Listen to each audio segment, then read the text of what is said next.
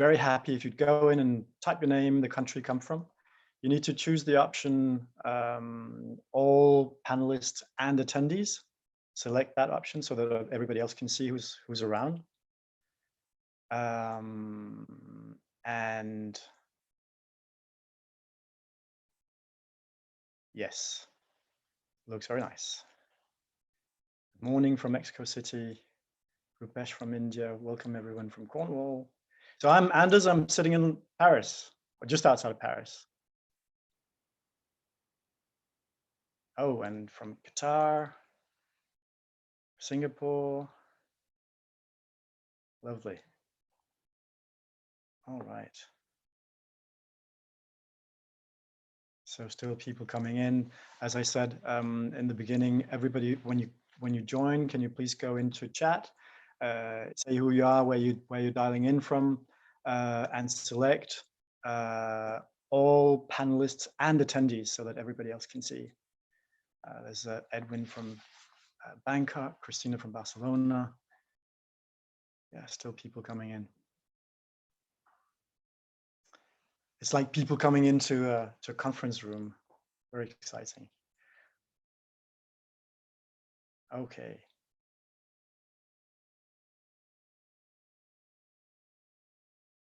Right, so it looks like we're almost ready to go. Diana from Romania. Hi, Diana. Oh, today the option panelists and attendees is not showing. Hello from Brussels in Belgium. Maybe that was a technical question. I'm not sure I can answer the technical questions. Yes, it's set to all panelists, but you can change the option to all panelists and attendees. So please do that, everybody, so everybody can see who's in. Wow, nice crowd from all over the world. This is amazing. So I think we're about stabilized. And we'll kick off with the presentation. Today we're talking about Amazon, using Amazon as a digital platform in 2020. So a quick presentation of myself. I graduated from business schools, so Copenhagen Business School in Denmark. I'm Danish, although I live in Paris, and later a French business school, ESCP. My first startup was called Relevant Traffic. It was a digital marketing agency, actually a search agency, and a lot about search. I sold that one, joined GroupM. GroupM is part of WPP. So anybody joining a little bit late, go in the chat and present yourself, name, and where you're dialing in from, please. Choose all panelists and attendees so that you can, so that everybody can see your chat.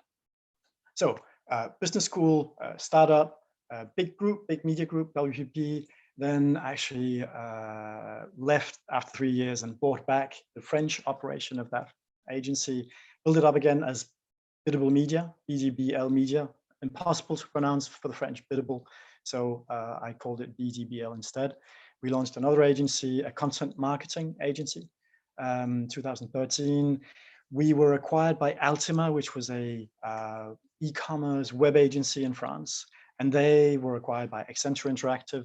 And at that point, I was thinking, I've had enough of buying, selling, building, and all of that. Just want to be my own boss and do my own stuff. So that's Innovel. I present myself as a digital marketing strategist. I'm also a consultant, a trainer, a writer, and a keynote speaker.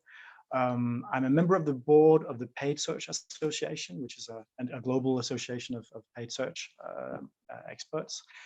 I'm a jury member on a number of search awards, especially, but also content awards and social media awards. So I get to see a lot of what people do in digital marketing. And what happened in 2018, I was writing a report about digital marketing trends, about search, so paid search. And I had a cluster, so a group of agencies, leading agencies. They were actually, most of them were shortlisted for a European or a US search award as best PPC case study. I asked them a fairly innocent question, which was, were you spending media budget on Amazon ads last year? So And about 30% of them said, yes, yes, we do. But there was another question in that survey, which is coming up on the right side here, which was, what are the services your team delivers directly? Meaning in-house, right? What is your team capable of doing? So they were all capable of doing paid search because that was the subject of the whole thing. And 85%, this is the yellow bar on the right, 85% said, we do shopping ads. So Google Shopping, Amazon comparison agents. So there was this big gap here between the 85% capability and the 30% actually doing. So on this basis, basically, this was something that came out of that first report where we decided to make a second report, second research study. It's called Marketing on Amazon. I had a co-author on this, and we launched it in February this year. A little bit of detail on the screen. A lot of the information, a lot of the insights that I'm sharing today actually come from this report. It covers industry dynamics. It covers what I call Amazon mechanics, or the building bricks for running marketing on Amazon, and also some of the key strategies. So we're going to dive into that. So after this brief presentation here, a little overview of the course today. I present myself, your speaker, Anders Hjort. If you want to know more about me, type my name in Google, and I think, you know, if you're not in Scandinavia, not in the Nordics, where other people have the same name, I'm going to pop up top. I'm probably going to take over quite a bit of that search engine results page. I know you had a course about Google, and I know you've all done that. We call it vanity search for your own name and last name to see what appears. So you'll find lots of information about me. And also, if you want to connect on LinkedIn, I'll be happy to connect with anybody from the course that connects to me there. So after this, we're going to go into the objectives for the course, which I'm going to present briefly. And then we have three big sections. One is why Amazon?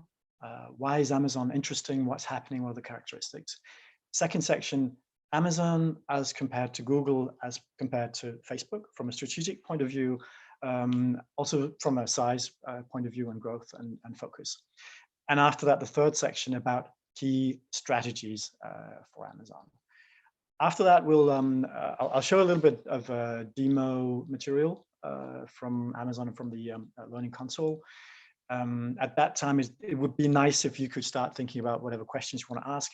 You can ask the questions in the Q&A section of Zoom. Please put your questions in there, and we'll take them. So after the demo, we'll go into future challenges for 10 minutes, and then take all the questions that you have submitted via Zoom. And we're wrapping up with a bit of reference material and all the links that I go through in this presentation. And of course, you will receive this document after the course. So you should have all the documentation that you need. No need to take any notes beyond the outstanding things that you hear today. So the objectives for this course. The main objective is to understand the characteristics of the Amazon platform, and the guiding questions that I used to do this presentation were the ones that you see on the left. What is Amazon? What drives its growth? What does Amazon represent today in terms of principles, their working principles, the goals they have, and the focus they have? A summary of what are the strengths and weaknesses of the Amazon platform, and then going into, but not in depth, into how do I develop a digital strategy for Amazon. It's very complex and it's changing all the time. And finally, what the future holds for Amazon, what the challenges that they will be facing in the coming couple of years. So without any further delay, let's go into the first big section, why Amazon? Well, there's a big sort of a couple of things there. Why Amazon? First of all, for the growth, for the innovation, for the market presence. We'll go a little bit deeper into this. First of all, growth of Amazon. I don't know if you can see the first line here. Amazon has an average growth of about 20% per year. You can actually find these figures online in the quarterly earnings reports for Amazon. You can go in and pull the same thing for Google and Facebook, and most of the stats actually came from that source in this presentation.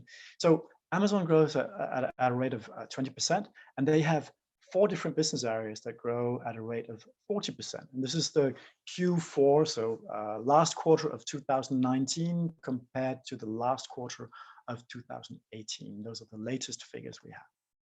Now, if we look a little bit closer at those 4 main growth riders of Amazon, there's AWS, Amazon Web Services.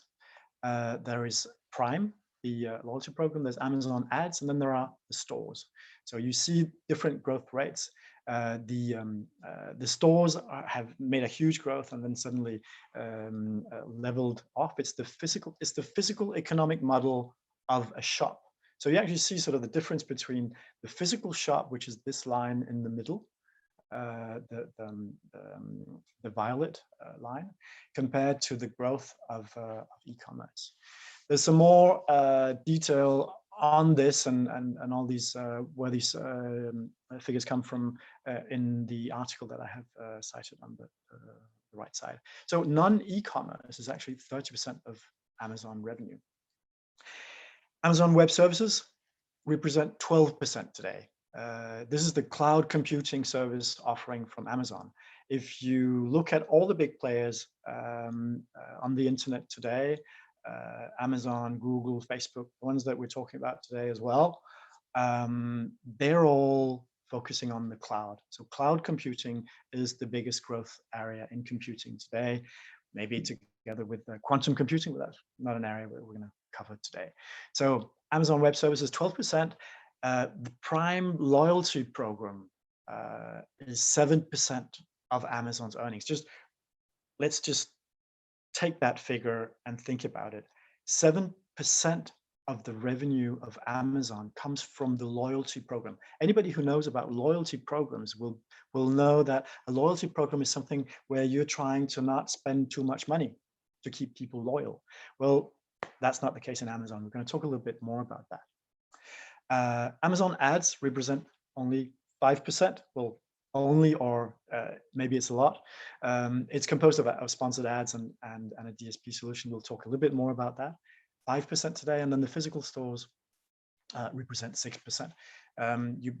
You may have heard of these cashierless stores. You walk in, Amazon Go, you walk into a store, you actually identify at the entry, put all your shopping items into your basket, and then basically just walk out. Because everything has been monitored. Amazon knows exactly what you put in your basket, and when you go out, you check out online. Basically, you pay with a credit card. You don't have to stand and queue. So this is part of sort of the future of retail as well. Prime, for the report that I mentioned in the beginning, we did 7 expert interviews.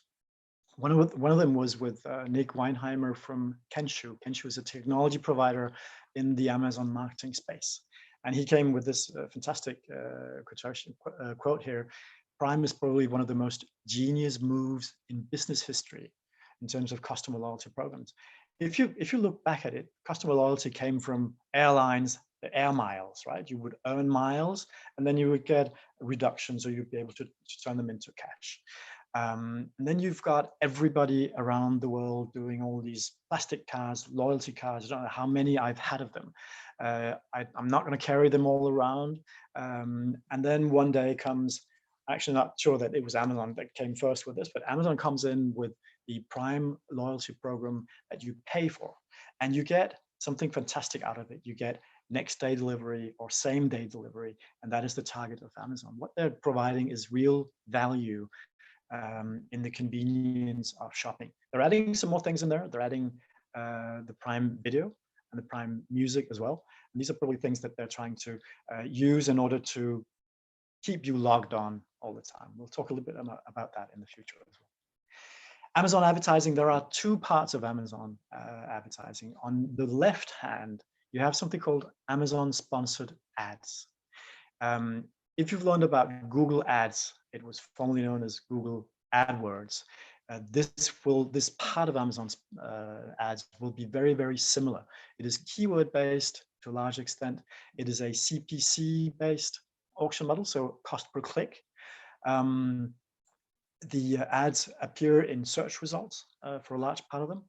and they are focused on the bottom of the funnel. So so that's a very sort of tactical product, very similar to the original Google search ads product. On the other hand, you have the Amazon DSP, and this is very similar to any programmatic display advertising that you will find out in the market. What they're doing, it is a CPM-based auction model, CPM meaning cost per mil. So basically you pay for a certain price every time 1,000 impressions of your ad has been made. The strength of Amazon in this area is the use of the user data from within Amazon, but the ads themselves are shown outside of Amazon. So it's very complex actually to understand how Amazon ads is working and how it's structured. And that's one of the reasons why we wrote the report as well. Let's move on to sort of a little recap of this part here. I found this article and I've given you a link to it, The Future of Retail, just in 10 points. If I sort of look through these points here, I can see half of them where it's actually pretty much Amazon driving the future of retail. The frictionless commerce that we saw with the cashierless store, brandless brands. If you're a shopper on Amazon, you will have discovered a number of brands that you never heard of before. There is the question of faster delivery, which is a whole Amazon dream of getting products out to you as soon as you order.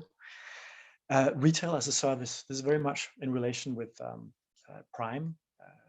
It's a service offering, a subscription model that allows you to not pay the delivery fees, but actually just pay as a subscription. And again, the other element of that, subscription commerce and building customer loyalty for growth. So a number of these trends are being driven by Amazon. That's why the word innovation came out in the beginning. So why Amazon?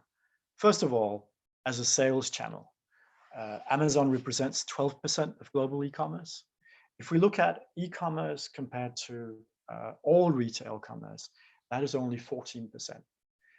So you have two factors there of growth. One is digital takes a larger share of all commerce, so there's going to be more global e-commerce, which also grows at a rate of 20%.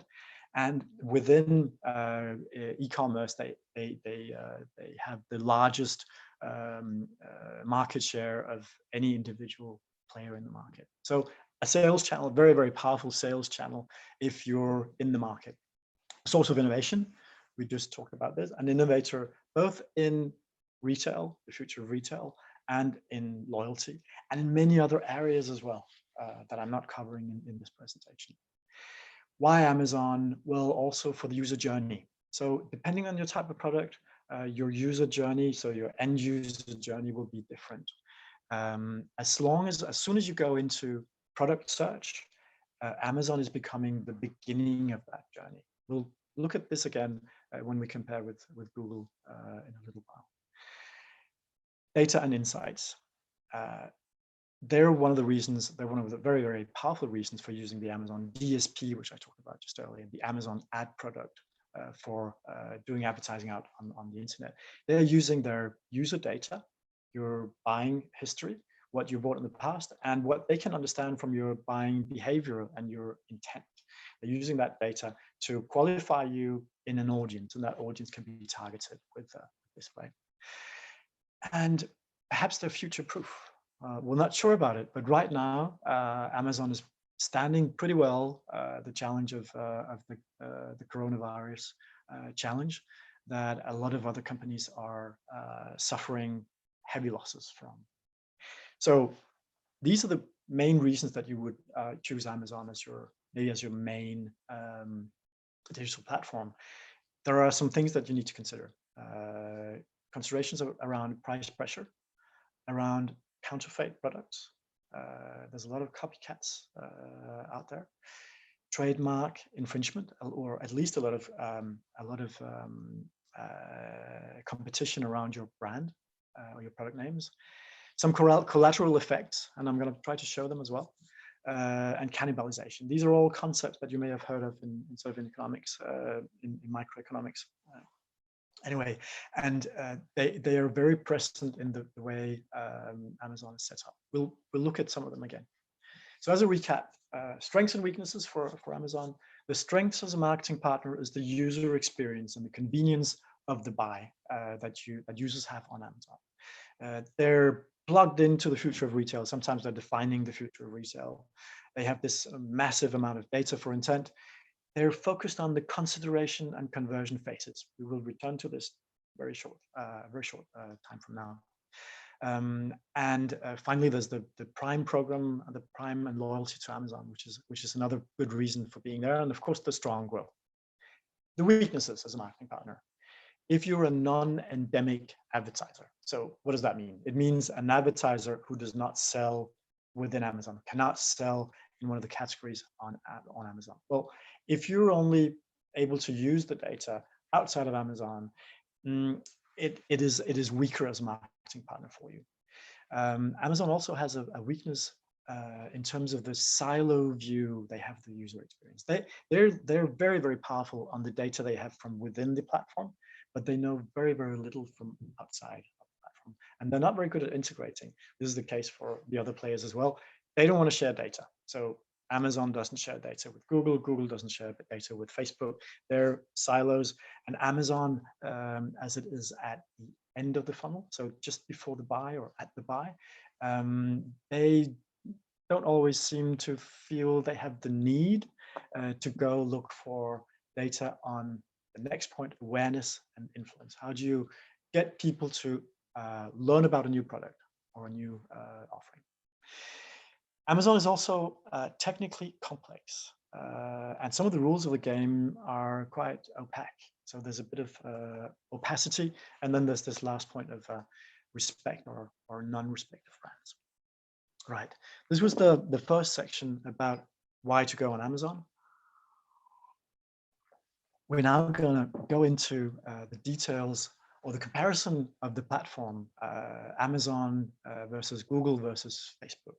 So the question I'm asking as a subtitle is, which is going to be your key channel? And I do think that you need to pick one. You need to have one main channel and maybe use the others as secondary. There's a number of reasons for that. Let's look at it. First of all, the trio of digital advertising. In terms of revenue, Google is the biggest. Facebook is second. Amazon is quite a bit smaller, growing a lot. We're going to look more into the details of this data because we're starting to talk about the triopoly. It used to be the duopoly. Sorry. It used to be the duopoly of Facebook and Google sitting on all digital advertising, but now it's the triopoly because Amazon is in there. They represent 2/3 of all sort of global digital ad spend, which is massive. It's a massive influence on the market. And so I was showing the 3 different levels. Now, if we look at them comparatively, Amazon versus the triopoly, they come up to about 7.5%, which is not a lot. But if you look at them compared to Google, they're already climbing up to 12.5%. So they're just the advertising segment of Amazon is 1/8 of what Google does, and Google has been in that space for a very long time. And if you look at Facebook ads, Amazon ads actually represent almost a quarter of what Facebook ads represent today. So they are on a very, very steep growth rate and catching up against Google and Facebook. That's why it's justified to talk about them as part of the triopoly. Okay, so how do you position these platforms in terms of the user journey, in terms of your product, in terms of your services? I'm going to be focusing on this model, and I think you've already learned this model or used it or seen it in other contexts because it's very old. It's basically the first time this model came out was in 1898. It's better known under the name AIDA. There are 4 names in there: awareness, interest, desire, action. I've changed it a bit. It doesn't fit very well with the internet if you have these consideration and if you're looking at interest and desire. You can't really separate those two elements there. You can't track them. You can't track when is a user interested and when does the user have the desire to buy a product. So so basically we simplify the model and say that is a consideration phase. So we keep the awareness up the top. Awareness is when you don't know about a service, or you're just figuring out that maybe you want to buy something, or you're interested in finding a solution to a need. Consideration is when you're looking at a number of solutions, and then you go to the purchase, which is a very easily measurable action. And after that, I'm sort of adding the loyalty layer. So this is a user journey model that I use a lot. I use it in search. I use it in purchase. I use it for social media as well. So if we take them one by one, Facebook is up the top. The strength of Facebook is very, very concentrated at the top of the funnel. I call this the funnel because you're sort of moving through stages and concentrating on something to get it into a buy. Facebook is reach. Facebook has massive reach. The users go there with a high frequency. They return spontaneously, and that is why Facebook is so powerful at influencing people. If you've sort of looked into the story of Cambridge Analytica, of the influence they've had on the U.S. election, and maybe on a number of other elections, and maybe including the Brexit, but we're not sure about it. If you've looked at the role of Facebook in all of that, you can sort of get a feel for the power of influence that Facebook can have. So it's very, very powerful on that stage. They're of course trying, and all of these players, Facebook, Google, Amazon, but also Microsoft and also Apple, they are trying to cover all the stages in the user experience. They do not want you to go away from Facebook. They do not want you to go from Facebook to Google. If you take a YouTube video and try to integrate it into Facebook, it works not as well as if you take a native video and put it on Facebook, right? So they're enemies. They want to build the full funnel user experience for themselves. That is why Facebook is pushing Instagram into social commerce from the dream of saying, well, you know, Instagram can influence people. It can generate trends for fashion. So why don't people just buy on Instagram as well? So shortening that circle, taking away some of the stages, taking away Amazon, taking away Google, we don't need them. So they're building this. It works for some business verticals sometimes and for some users, but it's not sort of generalized approach to what works. They're also building on the loyalty stage with the Messenger, with WhatsApp, where they add more stickiness, or actually get people to use their tools even more.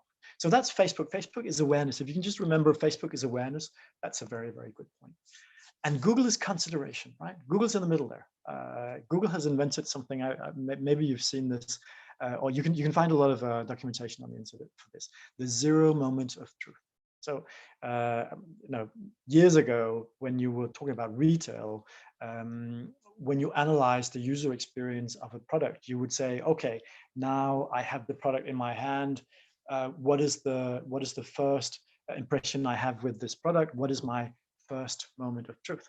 Now, Google has done something which is make a framework to explain what really happens, which is the first thing you do today is do a Google search.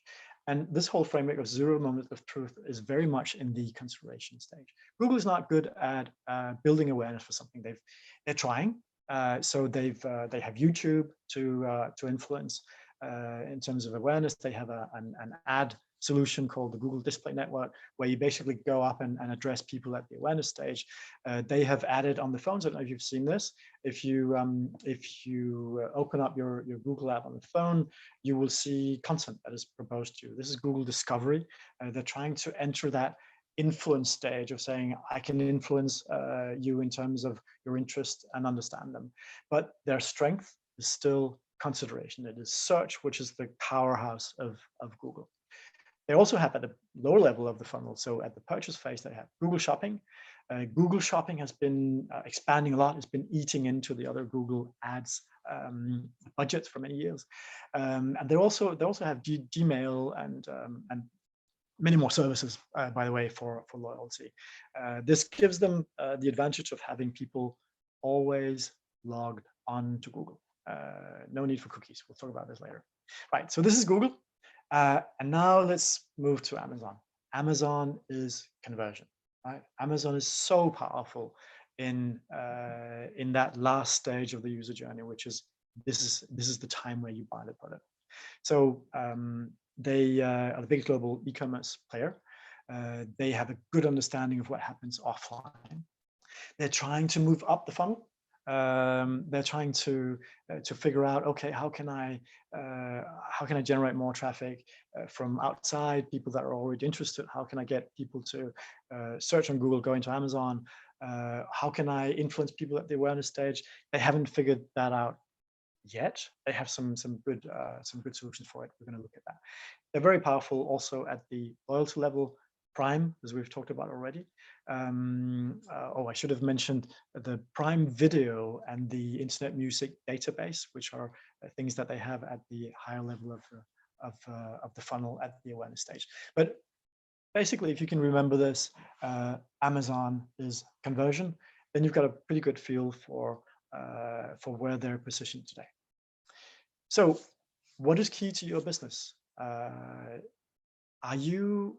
Do you need to tell people that your product exists? If you have an innovative product, you're not going to put it on Amazon because nobody's going to look for it. Nobody's going to find it within Amazon. You go on Amazon when you know what you want to buy. You're not going to find it on Google because you haven't searched for it. You don't know what it's called. It doesn't have a name yet. So if you're launching something, you're in the awareness stage, you're probably much better off focusing on Facebook. If you're at the other extreme of the funnel, if it's only about getting the product, the best product at the best price, quickly from online, then Amazon is your solution. If you're considering asking questions, if you're wondering how this works, what products are out there, well, Google's your solution. So this is a very simple sort of analysis of what works for what. Now, real digital strategies are, of course, based on individual needs for individual products. If you have a product life cycle, maybe when you're launching, you'll go on Facebook and then move it into Google. But at some point, you probably need to consider what is your main channel. This will become more important in the future because the technology stacks, so the various technology tools that you're using to build your online platform, is more and more tied in with one of these players. So Google's very powerful with their technology stack, and the others are building. Right. So a little bit further into the Amazon question. So if I'm selling something, I'm at the purchase stage, that's what I'm really good at. Do I go on Amazon? Well, it does depend as well on the type of service you have, type of service, the type of product. Here is an overview of the various product categories. They're actually different from country to country. And if you're in one of these categories, there's a good chance that you can win on Amazon. There are advertisers that, again, to sort of distinguish the endemic and non-endemic, there are advertisers that are using the Amazon solutions quite heavily. These are non-endemic. They do not sell products on Amazon. So basically, they can use Amazon services to send visitors to their websites. These are in the categories automotive, bank and finance, travel, hospitality, telecommunications, and energy and gambling. You never know what's going to happen with Amazon in the future. Maybe they will start integrating some of these into the platform as well. All right, so the strategic positioning can be based on the opportunity on the marketplace. It can be based on using Amazon as a retail channel, like any other retail partner you would have. It can be media channel if you're non-endemic, only something that you use for driving traffic. And they can be a technical provider as well in terms of Amazon Web Services and some of the technical solutions they have. If you sort of mix them all together, some of the players do, if you mix them all together, Amazon can also be a strategic partner for your business. So those are common choices for positioning Amazon. I promised to talk about cannibalization, collateral effects, and I'm going to try to explain how this works. You're going to get the slides, so you're going to get all the details. But from this understanding, we have a stage one, business as usual. You're on the World Wide Web, you're not on Amazon. Amazon is the entry point for product searches on the internet. You're doing stuff, you're doing your business outside of Amazon. So you have an e-commerce store, you have your product, I call it the product Y, and you're doing your promotion for the product Y. Okay, so this is the starting situation. Next step, you're thinking, Amazon is the solution for me. I want to launch on Amazon. So I still have my e-commerce store, I still have my product and my promotion, and now I put the product Y on Amazon. This is this part up here. What immediately happens is that your own distributors of product Y and your competitors will start attacking you on Amazon. So attacking, so that means using advertising or using the same keywords or trying to maybe lower the price compared to you. So you're going to get immediate competition. This generates volume of traffic. This generates interest. It generates advertising fees. So it sort of comes on the radar of Amazon. And then you move to the stage 3. You still have your e-commerce store, your product Y, your promotion for product Y. On Amazon, you're now doing promotion for your product Y, because otherwise you can't compete with these other competitors that are doing everything they can to take visitors away from you. You have competing products, you have substituting products that are competing with you, and sometimes you will have copycats, so counterfeit products that are exact copies of your product because it's been widely distributed. These things happen. And outside, when we talk about collateral effects, if the category becomes bigger, Amazon may go out and actually start promoting the category outside of Amazon. So you will have created a competitor for your own product in your normal business world, which is, cannibalization effects, collateral effects that you need to be aware of. If you want to go on Amazon, you need to go in all the way. Otherwise, it's probably better to stay outside. Right, the last section here, it's very complex, and I'm not going to go into the details. That's why I put some of it sort of in a more or less a grayed area down the bottom.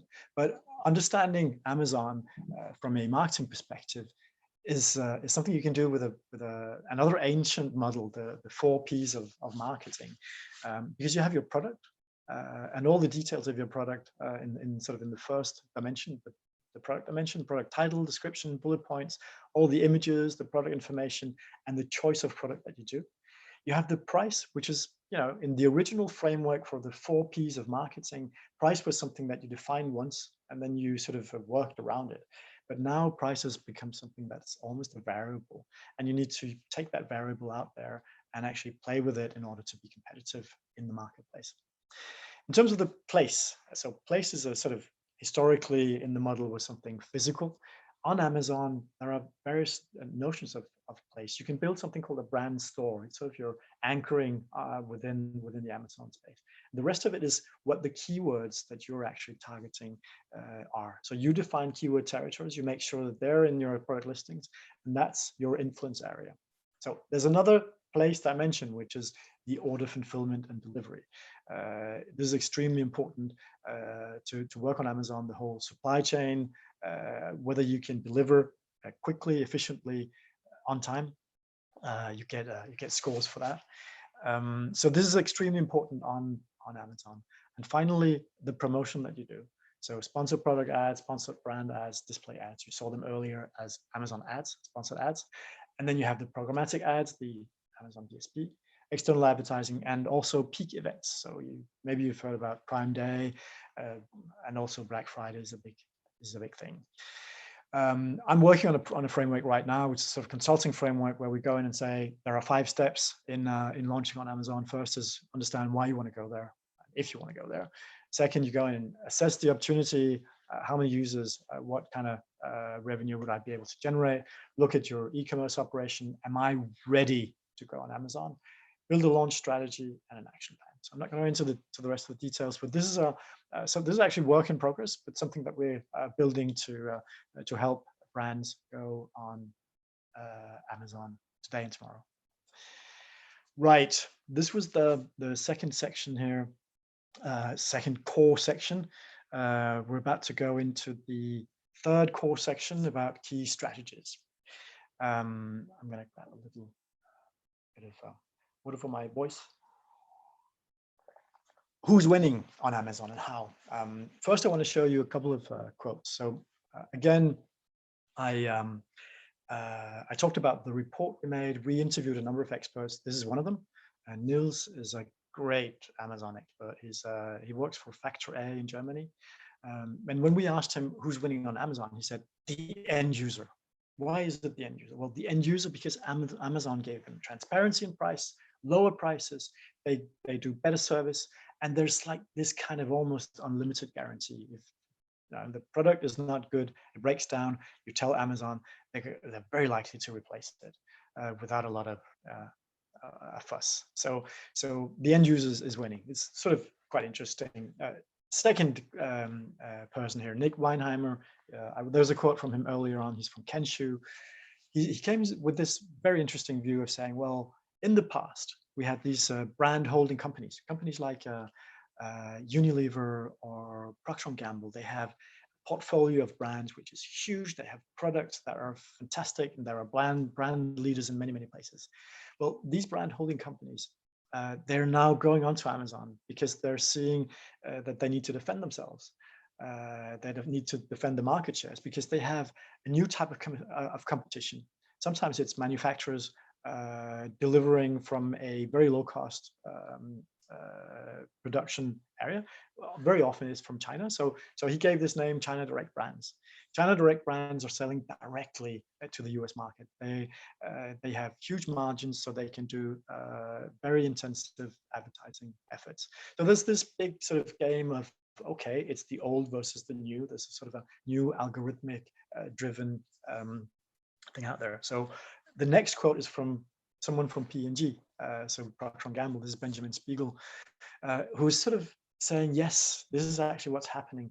It used to be that you needed to be in the supermarket shelves. You needed to have some kind of share of shelf. Now you need to be on, you need to have a share of digital shelf. And this requires mastering the algorithm using glass views, search ranking, buy box percentage, and other new metrics. Very interesting view of the world. Adam Pilchevsky, this third quote, or is it fourth, I think. Adam Pilchevsky is leading he's the Amazon lead for Philips at the global level.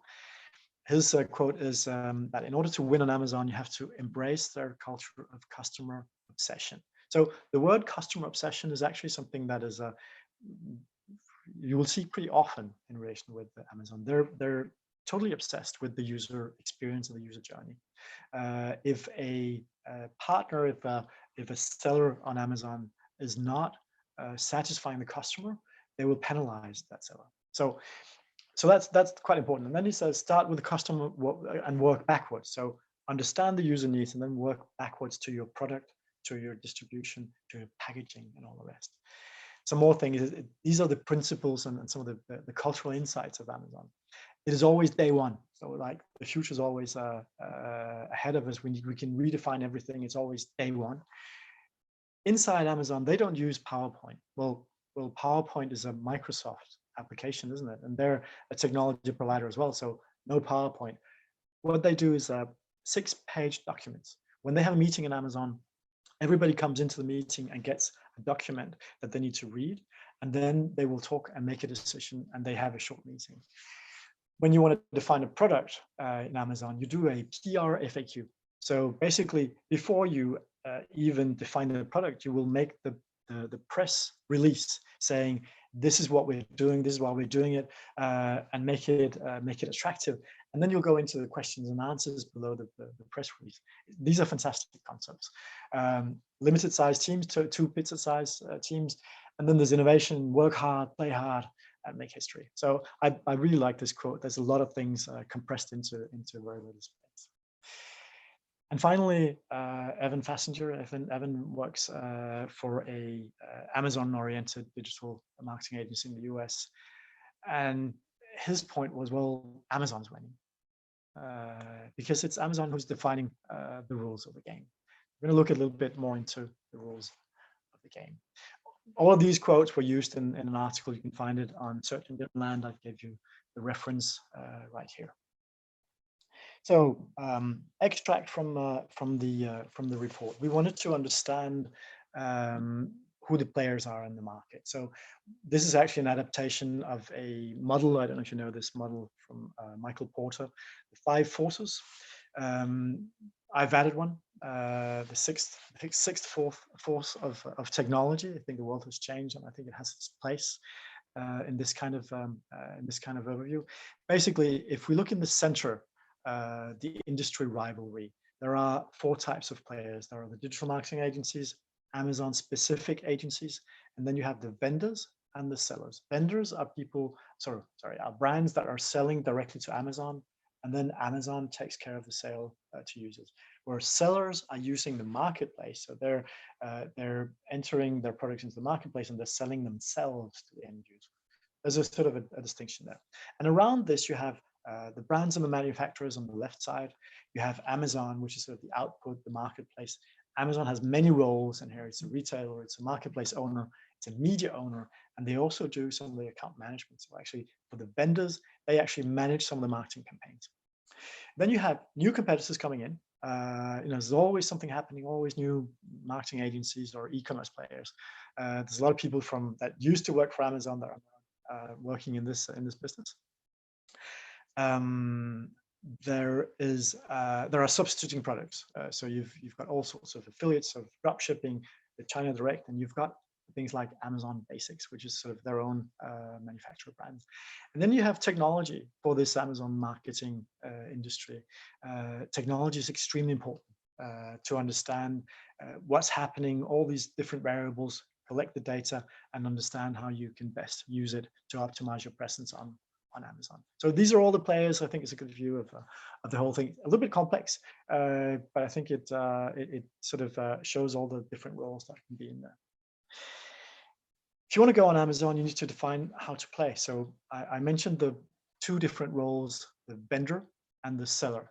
So I've tried to give the various functions of your business to show what you do and what Amazon does. So if you're a vendor, the marketing is done, as I just mentioned, by you and by Amazon. The inventory, or all the stock, you send it to Amazon. Amazon manages the inventory.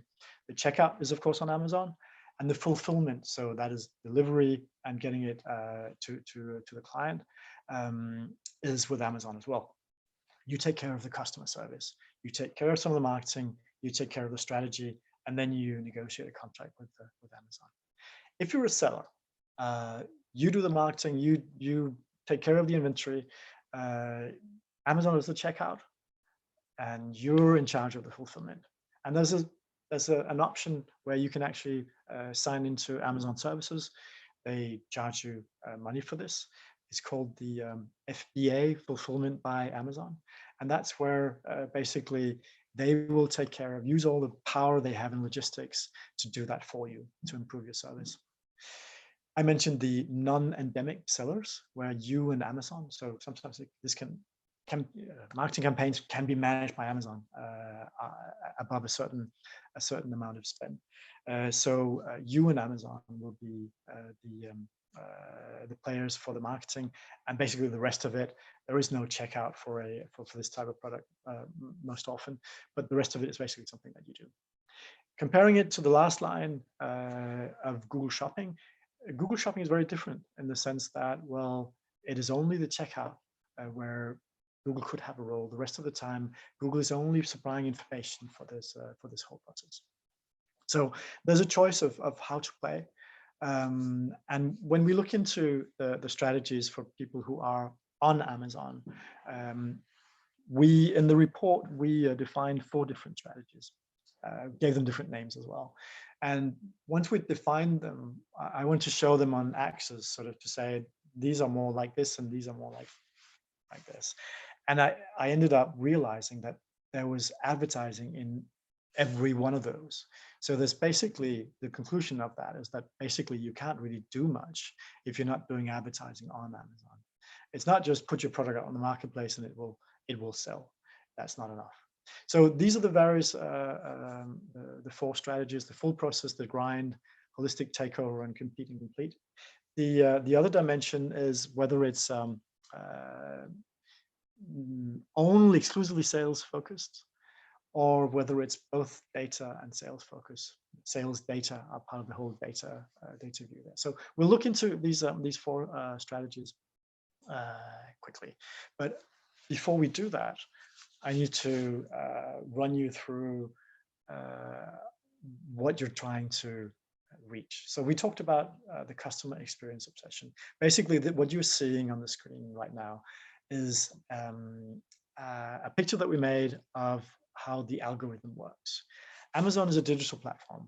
It is managed by one, more algorithms, and a lot of processes. So if you understand the algorithm, you're going to do better.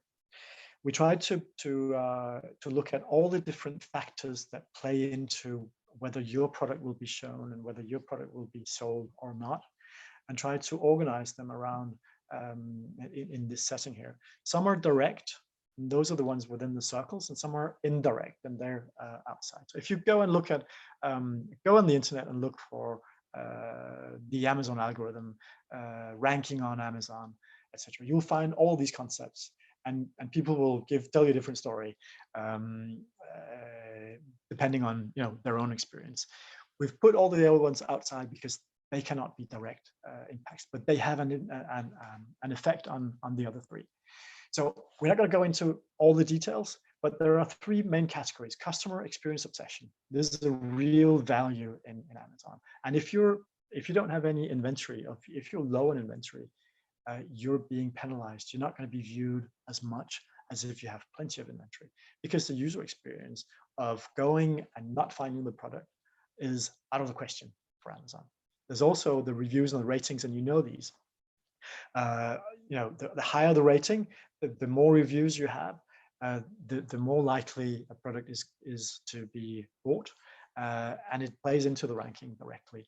There's something called, you can see it in the middle between customer experience and product attractivity, the perfect order performance. I like to detail this one. There are a number of different variables that you multiply by each other to come to this metric of perfect order performance.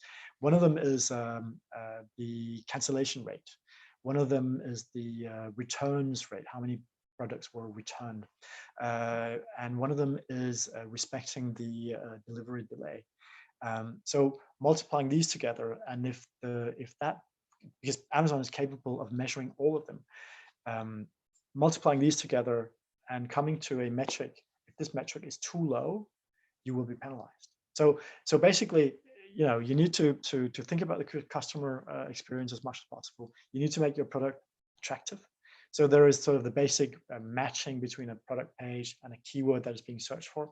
And there's of course the price ranking as well. You need to have the correct price. So it's one of the things out there. If you have a product which is not price competitive, you should probably stay away from Amazon, because it's gonna pull you even further down. And then the last one is sales maximization. For those who know about Google, maybe SEO, Google ranking, there's always been this question that is being asked in the sector, saying, okay, but what if I do some advertising on Google Ads? Will it improve my rankings in Google? And me and many other search marketers have been repeating over and over again, no, there is no impact. There is a tiny little bit of indirect impact, but we say no, there's no impact of advertising on organic ranking results. This is very, very different for Amazon. The more advertising you do, and if you do it right, you will be accelerating the sales. The more sales you have, and that's the real ranking factor, the more sales you have, the higher you're going to rank. So all of these are play into the algorithm, and that's why these strategies that you're going to see next have an impact. So The other ones have an indirect impact, and the ones within the circles are the one that you really need to master to succeed on the Amazon platform. Let's go through the first strategy. This is actually a strategy that you learn as well to a certain extent from Amazon when you start doing Amazon ads. First of all, you start with the product listing on your left. You will put some keywords in, and then you start using automatic ads in the sponsored product ads. This is Amazon does it automatically. This is based on machine learning, so it's sort of a artificial intelligence. When you look at a weekly report, you will see what keywords actually worked. You will improve your product listings with these keywords if necessary, and you will make separate manual campaigns for the best keywords so that you can make better ads. And then you will do this cycle again. Use the automatic ads to find new keywords, and then update your whole setup with this. It's called, we call it the grind. It's sort of a very common process there. On the other hand, if you want to do a full process optimization, it's a much longer process. The grind is actually in there, in the middle there between 0.3 and 0.5. But you start up with market research and product research. You go out and look at your competitors, the right categories. You look at what users are saying about products. You use what I call review mining. We can see this just after this. And then you optimize your product listings. You probably build a brand store, which is one of your ways of anchoring your presence on Amazon. And then you do this grind for a couple of times, and then you will move up and maybe in a more competitive way use the second ad product called sponsored brands. There's a small case study from Fluid Digital. They are, Alec, that was talking to us about the full process, did this case study for Lakeland Leathers in the US. I want to run very quickly through it. They did this full optimization expansion strategy. So analyzed user insights to optimize the product feed, all the details that goes into product listings, and then created 300 campaigns, some of them automatic, some of them keyword or category based, and some based on the ASIN, which is the product reference number. Used 2 ad products to do this, and then did manual campaigns with exact match on keywords for this. Create a brand store, and the result was a revenue growth of 79%, with fewer products in there. So fascinating case study done by Fluid Digital. I mentioned review mining. This is an example of review mining on Google, actually, but you can do review mining on Google, on Facebook, on Amazon. What it is you go in and you look at all the reviews, each one of them. You go through them and you look at, okay, first of all, you say, is this real or is this false? So if it's fake, ignore it.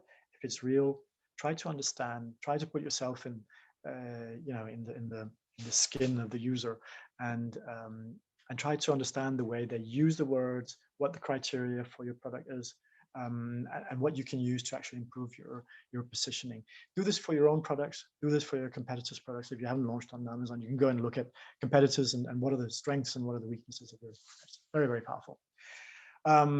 There's a couple more strategies. I'm going to have to speed up a little bit. So the compete and complement strategy is one in which basically you, I mentioned in the cannibalization scenario, how you typically attack another product. There's a lot of competitive advertising on Amazon, and you can target specific brands, specific product numbers. You can also go in and find complementary products and target them for your advertising, so that when people go onto the product page, product detail page, and see a product, your ad will be there, which can be complementary or competitive. Interesting strategy. And the final one is the poker game. There's a whole article about this afterwards, so I'm not going to go into details, but basically there's a scenario of winner takes all on Amazon. If you have what is called the bestseller badge, you're in a very, very powerful position within a category, and you're probably selling twice as much as number 2. So that's interesting. But if you're number 2, it's very difficult to take that lead. So this is a strategy to take over that position by doing very detailed analysis. Try to measure the feasibility of this before you go there, and then do an ad saturation of the competitive space. Basically, use every single advertising opportunity to take over the bestseller position, and then try to maintain it afterwards. Very interesting strategy, and basically I detailed it in this this article here on PPC Hero quite recently. Right, we are going to do a bit of a demonstration, but it's going to be a little bit short because I've gone over. But I want to show a couple of things to you. So this is me logged into Amazon. It's just I'm just a user on Amazon. If I go in here, it's quite interesting. Here's my browsing history. These are the products that I looked for. So if you think about the user data, these are the kinds of things that Amazon will know about you. So you can see I was looking into material for a webinar. This one, I didn't put a green background there behind me, but this is actually the webcam that I'm using for this webinar. And then I had somebody ask me about, hey, could I be selling outdoor furniture covers on Amazon? So I looked into some of the products there. So that's my user history. I wanted to show you this because I'm just logged into a normal account. If I go in and type in this URL, learningconsole.amazonadvertising.com, you don't have to write it down, you can see it. You can actually go into the Amazon sponsored ads learning interface. So it only takes a normal login to go there, and you can follow all these courses to learn how sponsored ads work, and you can take a certification. I did this a short while back. I'm very experienced in Google search. So the sponsored ads solution in Amazon was easy for me to understand. I went through the material in the morning, and I did the certification in the afternoon. So getting certified on Amazon ads is something which is accessible to everybody. So these are the courses that I went through, the sponsored ads. And basically, I wanted to show you this the type of learning experience that you will have in a new course. I haven't taken this course yet.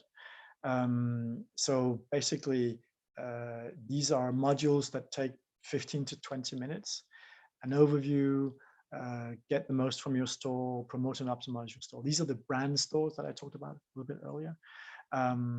There are little quizzes along the way, and it is quite easy to follow, especially for people like you guys working online all the time. So basically, you can learn a lot. If this is of any need to you, you can learn a lot in the Learning Console on Amazon advertising. I've had a lot of people actually recommend this as the best source for learning Amazon. So there's a store builder here on the screen. I hope you can see this. A little pulse check. Did you understand the things? Click one. I didn't actually read this, so let's see. This was correct. I just guessed the right answer. I didn't mean to. So this is the way it works. It's worthwhile, if you're interested and serious about Amazon advertising. So there's a link at the bottom, at the end of the presentation, to the Learning Console. This is a great extension of the course that I'm doing today. So much for the demo. I'll go back to my presentation. We've done the demo time. There are some resources online. These are some of the best resources that you will find. Now, we've gone through the biggest parts here, and we're going to talk a little bit about the future. Now, I think I've seen that there are some questions and answers already. For the next 10 minutes, please put in your questions. We'll have 10 minutes for questions and answers at the end. So put them in now. So it's the Q&A section on your Zoom. Yeah, right. What the future holds for Amazon. The subtitle: Cookie Wars, Attribution and Funnel Challenges. First of all, what are the cookie wars? I think I gave the name. But there is sort of a bit of a war issue there. Here's an article from ClickZ. As Google issues death penalty for third-party cookies, publishers and advertisers wonder what's next. I hope everybody understands what the role of the cookie is in advertising. Basically, to give an example, just when we went into Amazon, there was one product that I had looked at, which was the this here Logitech webcam that I'm using. So Amazon knows that I have looked at this. When I am on Amazon, I'm logged in and I have a cookie on my machine. If I go somewhere else on the internet, I still have an Amazon cookie on my machine. And if Amazon has a way on another website of looking at that cookie, they can basically show an ad for the same product somewhere else. That's the basic function of cookies. Now, what happens if the cookie disappears?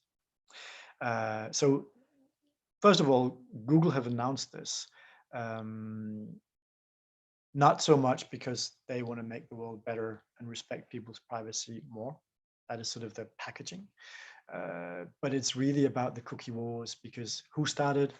Apple did. Apple started with something they called the IPT, which was, we're going to reduce the time of the cookies on any Apple device.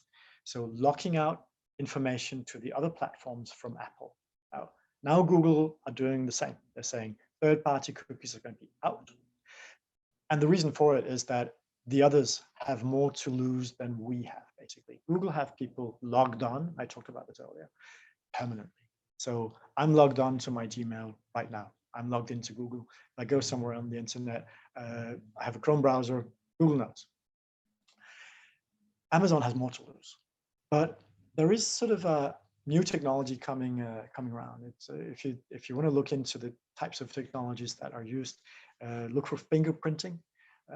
It is about recognizing a user without a cookie, with the combination of language settings, screen resolution,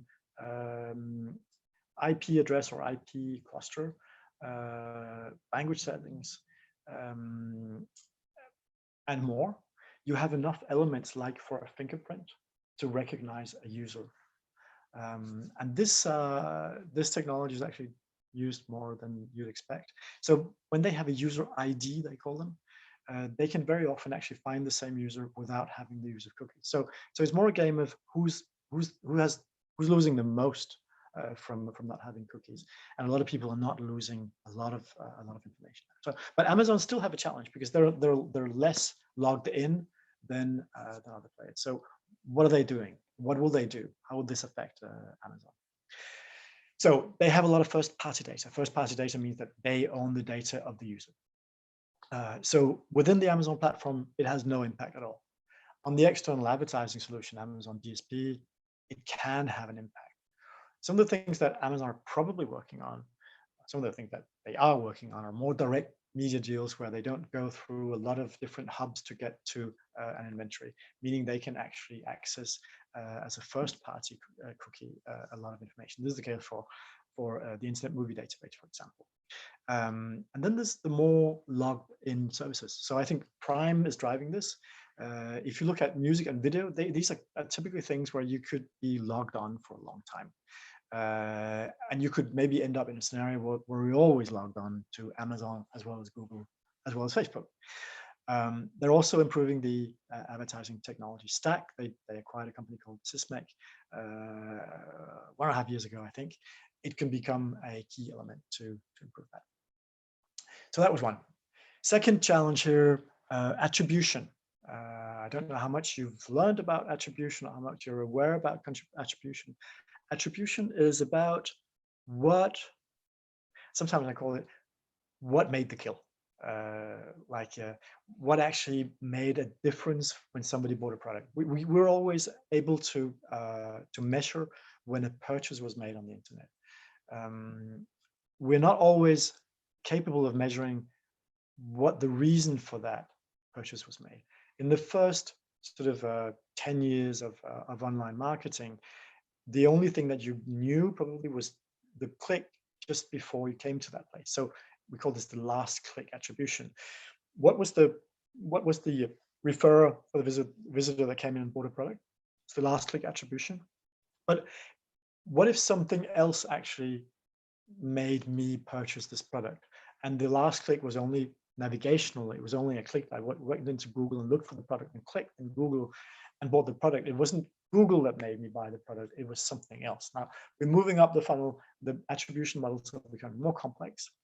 But so this extract is from the research we did. We asked people, okay, what is the attribution model that they're using? And more than half of these digital marketers said, well, last click model.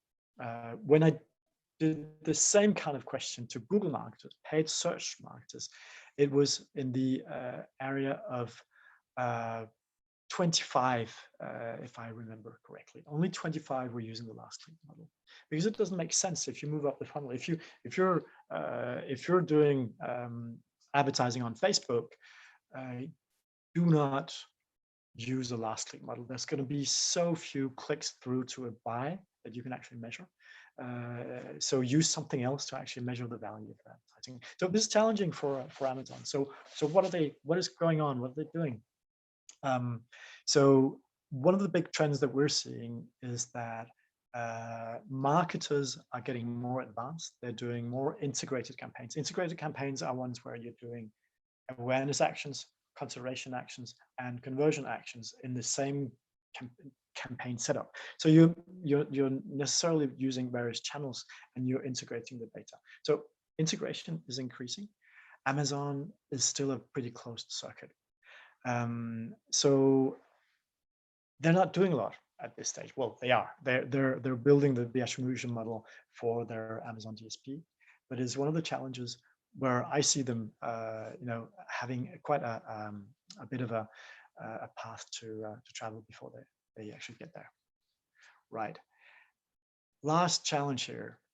We talked about the funnel.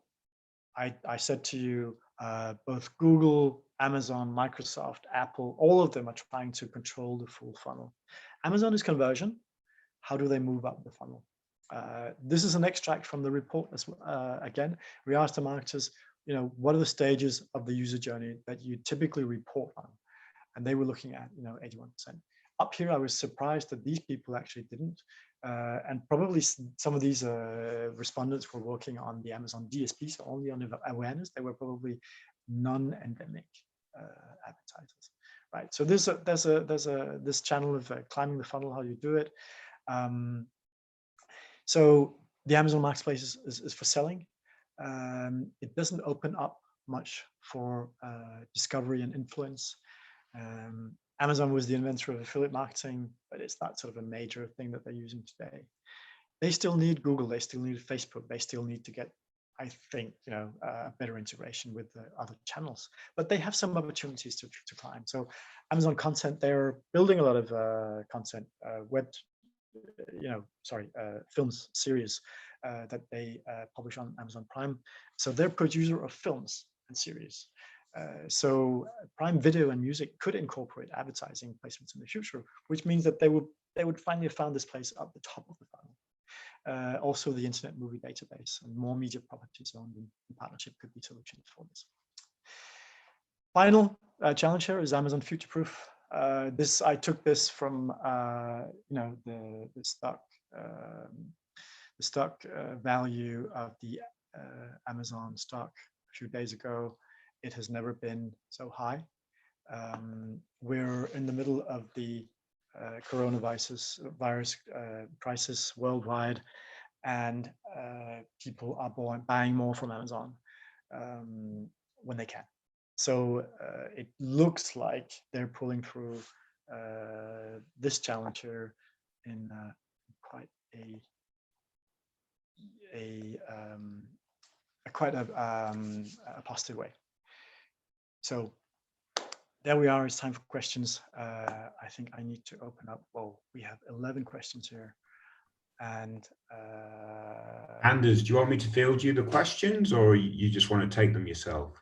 Well, if you've had a look at them, I'd like you to ask the questions, and I'd love to hear them from you. Very good. Well, I've taken a quick look, but might give your voice a little bit of a rest. One interesting question right from the beginning, actually, where do you see Amazon when you compare it to actually other platforms like Alibaba and JD? Are you familiar with those platforms to the extent that you're familiar with Amazon? Not to some extent at all.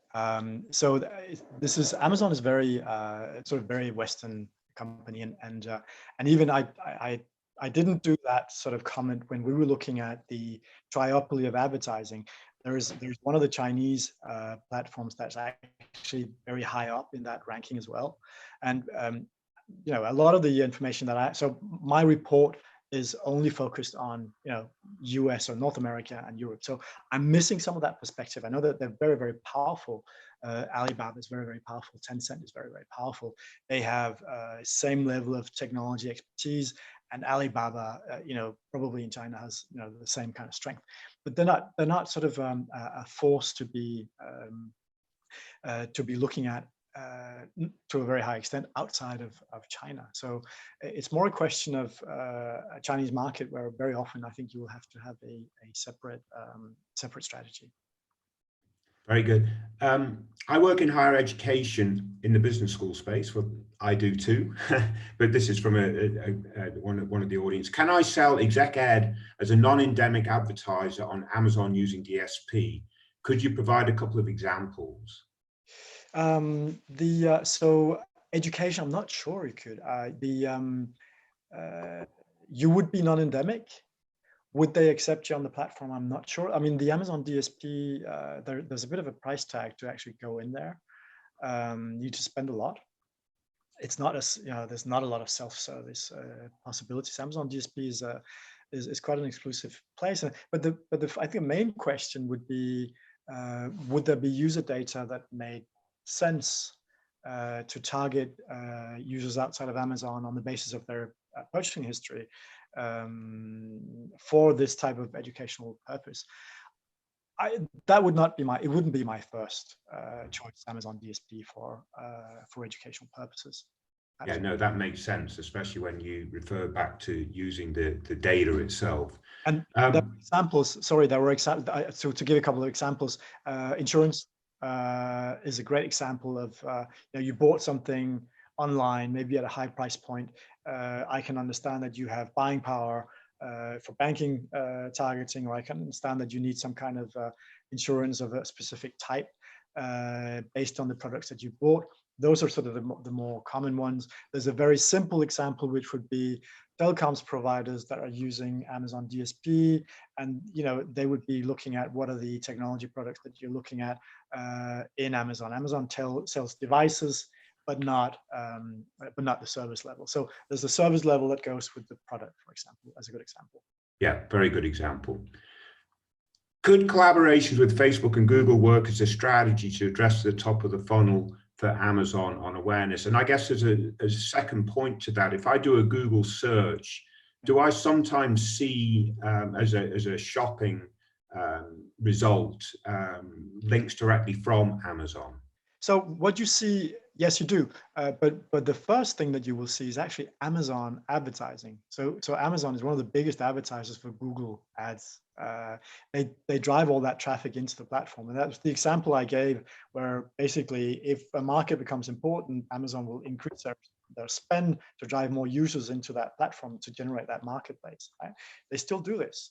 So that's one. So you will have Amazon actually advertising your product. Then you will have the second one being some of the ads you'll see on Google will send traffic into Amazon. And this is the example of getting a higher sales velocity, getting more sales and accelerating sales so that I get a higher rank within Amazon. Sometimes you need to take the external traffic into Amazon to do that. So yes. Very good, very good. When marketing a book that is already on Amazon, what are the best tools in that case? And I'd be curious to know that, because I've tried to market a couple of books on Amazon myself and not been very successful. Yeah. So that's not an area that I've looked into in detail. I'm not a reference on that. I'm afraid. I have seen a book launch which was very, very successful from somebody who basically launched it in the beginning as a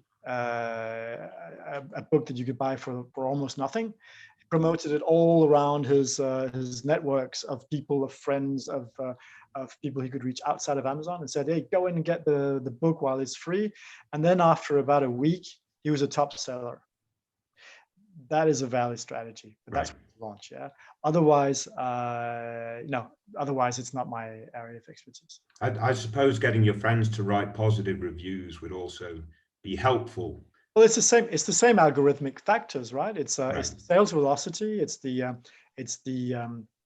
user ratings and reviews. You need a certain number, and then you need sort of the ball to be rolling. So sometimes you can stimulate that with advertising. This could be internal or external advertising, and then once you're up there, well, you have a higher level of sales going on. Very good. How relevant is Amazon advertising in the B2B space? That would not be my first choice. No, it's not relevant today. A Chinese competitor copied my product identically and is selling for a cheaper price on Amazon, where I also sell. We are trademarked, but not design patented. We haven't been able to get them off through brand registry because the competitor called it something different. Yeah. Is there anything we can do? There's nothing, as far as I know, there's nothing you can do via Amazon to solve that problem. So basically, you're back to a very, very difficult situation of having to defend yourself against somebody who's in a different country, very far away, with a different regulation. And there are no easy solutions to that. And so when I showed those three scenarios, it's basically one of those scenarios where there's a risk of that happening if you're not careful. So there are sort of a checklist of saying, get your brand registered, get everything you can before you go there. Once it's happened, I don't know if you need to get some good lawyers to actually answer those questions. I think it's outside of the Amazon domain. I don't think there's anything you can do within Amazon. Fair enough.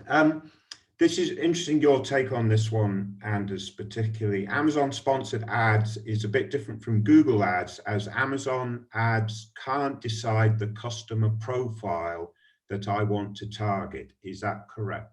That is correct. That is correct. I think I'll just go back to, maybe I can go back to that slide where I detailed this. I just need to see where we are. I want to go back and show the overview of Amazon ads versus this one. Right, can you see this one? Yes. Yes. So basically, there are three types of Amazon sponsored ads. There are sponsored products, sponsored brands, and sponsored display.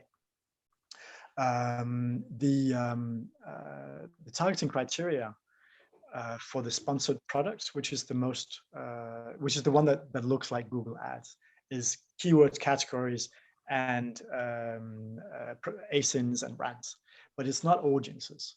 If you want to target audiences, you're in the display section, so the third product there. It is probably going to come. It's probably going to come just like it, came. It sort of arrived in Google after a number of years. It's probably going to come to Amazon at some point as well. At this stage, no, you can't overlay an audience, and you can't even geo-target very well. Yeah. Very good.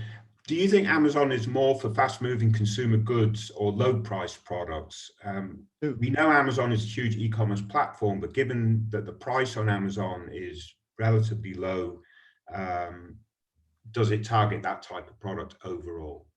So I do think that those are the places that are really moving, but that doesn't, I think you can go. You can go in with other types of products. I mean, they do sell higher priced items, and they will be doing that increasingly in the future. But if you look for go out and look for a strategy could be to go out and say, okay, I want to be an Amazon seller. What should I choose as a product? Everybody will say to you something that is around $50, less than $50, $30 to $50 is a good pricing for Amazon. Yeah. So I think there is a lot of the sort of that historical positioning of saying, well, it is fast-moving consumer goods. It's very often electronics.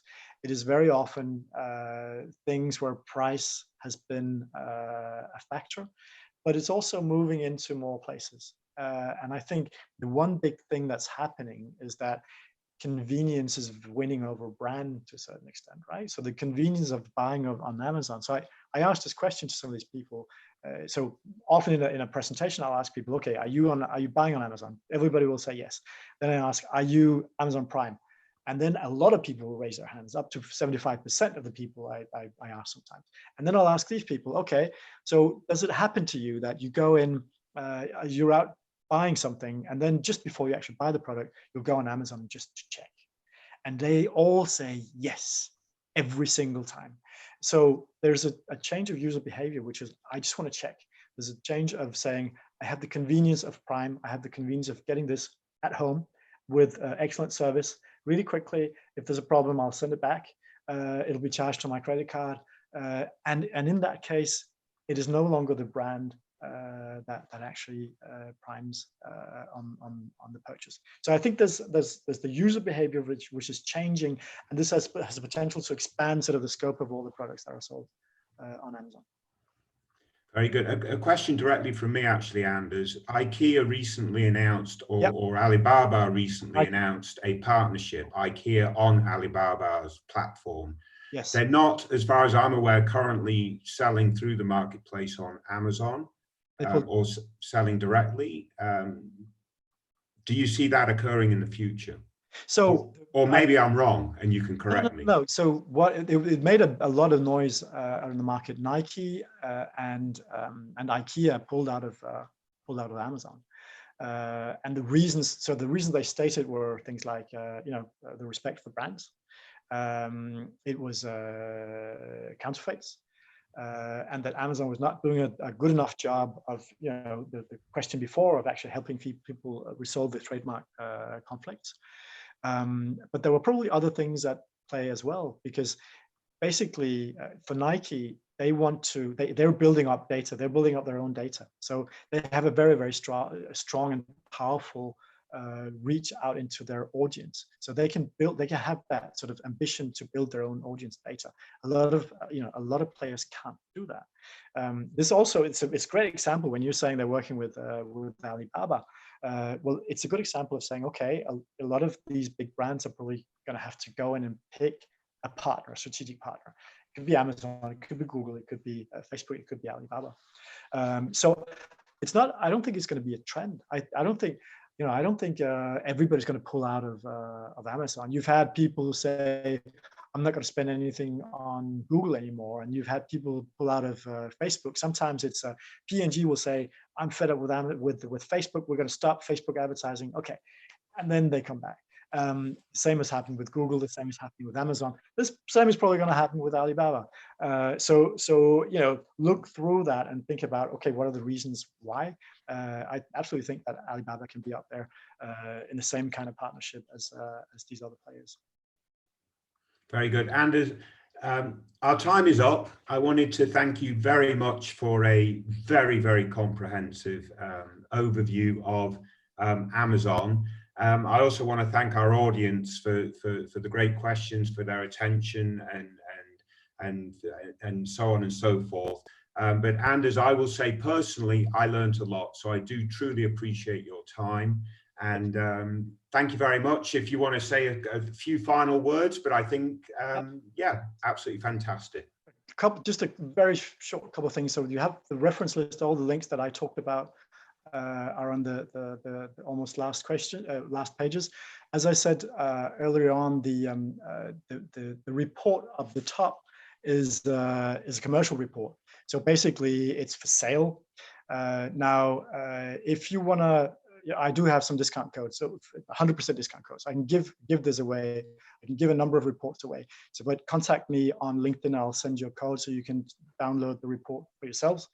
But in the return, and if you really like this, can I ask you a favor? I'm trying to become one of the top 25 PPC experts in the world. And if you like this, can you please go and vote for me? And after that, I just want to say thank you for the time as well that you spent online with me today. Brilliant. Thank you very much, Anders. Best of luck, and look forward to working with you again. But that was terrific. And again, everyone that attended, thank you very much for your time. And we'll see you all again. But thank you very much, Anders. Terrific. Thank you. Thanks for giving me the opportunity to be here.